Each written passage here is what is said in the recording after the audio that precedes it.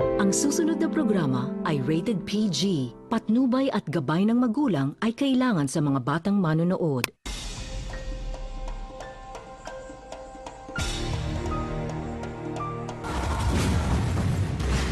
Sa ulo ng bakbakan ngayong gabi, 10 security guard sa Department of Agriculture sa La Union, halos isang taon ang walang sweldo. Abay, hindi ba DA rin ang ahensyang may daang-daang milyong pondo na lustay raw sa fertilizer fan scam? Saan naman kaya naitanim ang pera? Hahanapin niya ng ambush. Lutuan ng barbecue na dugo sa Manila. Protektado ng isang barangay captain. Hoy! Sa pagmanman ng resback, napatunayang ubod ng dumi ang dugong nilalaga. Hoy! May bonus pang basurahan Ano yan? at tulungan ng aso sa Hoy! paggawa sa ilalim ng isang tulay. Kikilos ang resback bago mamatay ang kakain ng dugyot na dugo.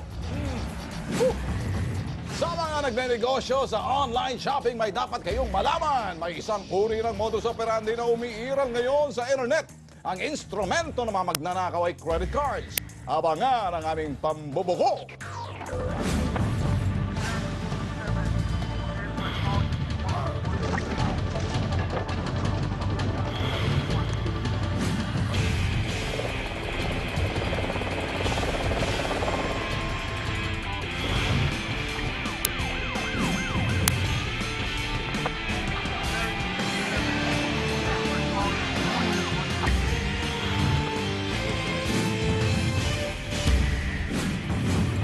Magandang hapon mga kapatid. Nakaredy na si Ma'am Liza Prestillo sa Senyas para sa presentation for this afternoon.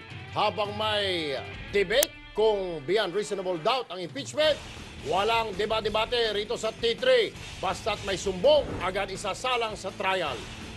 Kung ayaw nyo ma-impeach, umiwas kayo sa katiwalaan. At kawalan yan, siyempre, ang magsisiga-sigan sa sagasaan. Ilalabas namin hindi lang ang tagong yaman ng mga kawatan, kundi pati ang tagong kalokohan ng mga pasaway. Kaya kami papatol, kayo naman ang testigo mga tol. Bakbakan na! Mga tiwali at pabaya, walang kawala, pananagutin, ambush. Ang Department of Agriculture ang ahensyang nagtuturo sa pagpapaunlad ng sakahan para sa araw-araw nating makakain. Pero bakit ang mismong ahensyang ito ay nirereklamo na ng mga sikyo sa kanila ay ginugutom? Sino ang nabubundat para sa pondong dapat nakalaan sa security? Narito ang aming ambush. Tignan niyo naman dito sa branch dahil nahihirap na kami.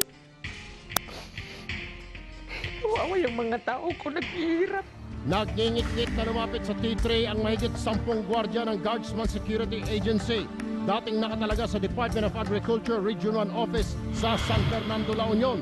Sa 10 buwan nilang pagbabantay sa ahensyang ito ng gobyerno, wala silang natanggap na sahod. 10 months na kaming hindi na sumahod dito. Hirap na kami. Ang 7,000 na dapat matatanggap kada buwan ng mga sikyo, parang nailista na lang sa tubig. Katwiran daw ng kanilang security agency, hindi naman nagbabayad ang Department of Agriculture sa kanila. 10 months, sir. Mula March 1 hanggang December 31, sir. Hindi sila nakakapagbayad, sir. Sa Guardsman Security Agency, sir. Nalaman ng T3 na sinampahan ng Guardsman Agency ng kasong specific performance with damages ang DA noong February 2011. Isang agreement ang inilabas. Nakasaad dito na kailangang bayaran ng DA ang ahensya sa November 17, 2011. Pero taong 2012 na, wala pa ring bayad na natatanggap ang security agency mula sa Department of Agriculture. Nalintikan na. Pag umutang kami sa mga kapitbahay namin, sir, wala nang gusto magpautang sa amin kasi bound na kami sa utang. Hanggang ngayon, ang mga tauhan ng Guardsman Security Agency hindi pa rin pala nakakasahod. Magandang sinervisyo namin. Dapat maganda sana ang pagbayad naman sila sa amin. Update naman sana. Kaso lang inabot kami ng ganito eh. Mga bossing, dapat maging huwaran ng Department of Agriculture para hindi magutom ang alinmang pamilya. Saan ninyo dinadalang pondo para sa security? At nasa linya po ng aming telepono si Mr. Ernesto Aquino, ang may-ari ng Guardsman Security Agency. Magandang hapon po, Mr. Aquino. Magandang hapon po, sir. Ano na ho, sabi ng DA Region 1, dahil meron pala kayong kasulatan dito sa korte na magbabayad sila noong November 2011, nabayaran na mo ba kayo? Hanggang ngayon, sir, wala pa. Puro promises lang. Ano Ilang direktor na palitan na dyan, hanggang ngayon wala pa rin. Ano sabi ho? Eh, sabi na, nagkaroon kayong compromise agreement noong November 17, magbabayad sila. Eh, pagdating naman sa korte, nagbago na naman. Eh, ayaw naman nilang magbayad. Kasi naguguluhan na kami dyan eh. 703,896 ho ba ito ang utang nila? That is November yan, sir. Pero as of na, hanggang December, umabot na yata ng milyon na yan eh. 1 million. So, ibig sabihin, 10 buwan na hindi pinasweldohan kayo. 10 buwan, mula March hanggang up to December yan, ng 2011. Aha. 2011. Kailan ba nag-umpisa ho ito? Nag-umpisa kami dyan, sir. That time is April 2009. 2009 pa? Ibang 2009. administrasyon pa pala ito. And then, nagkaroon ng rebidding sila uli ng January 2010. Nanalo kami uli. Ngayon, up to this present, mula nung January 10 Nandiyan na ba yun? hanggang... Okay.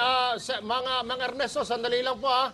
May makakausap po tayo mula po sa Department of Agriculture, si Undersecretary Antonio Fleta. Magandang hapon po, Undersecretary Fleta. Ay, magandang hapon tayo, Irwin. Opo, sir. Mga tagapagpakinig, Opo. no?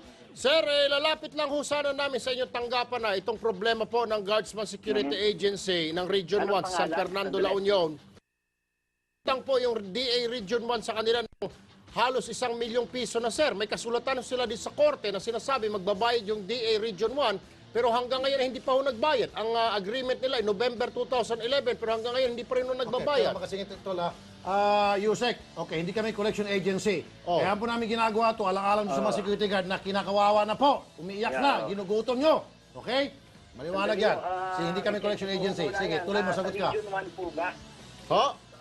Sa Region 1 po, ano po pangalan ng agency? Guardsman Security Agency po, Undersecretary. Guardsman Security Agency. Security Agency. Itatawag po ito. Oo.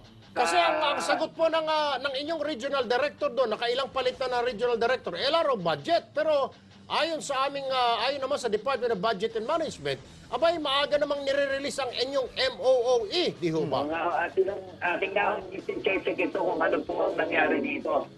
Sapagkat ngayon ko lang po ito nalaman, nang itawag po ninyo sa akin.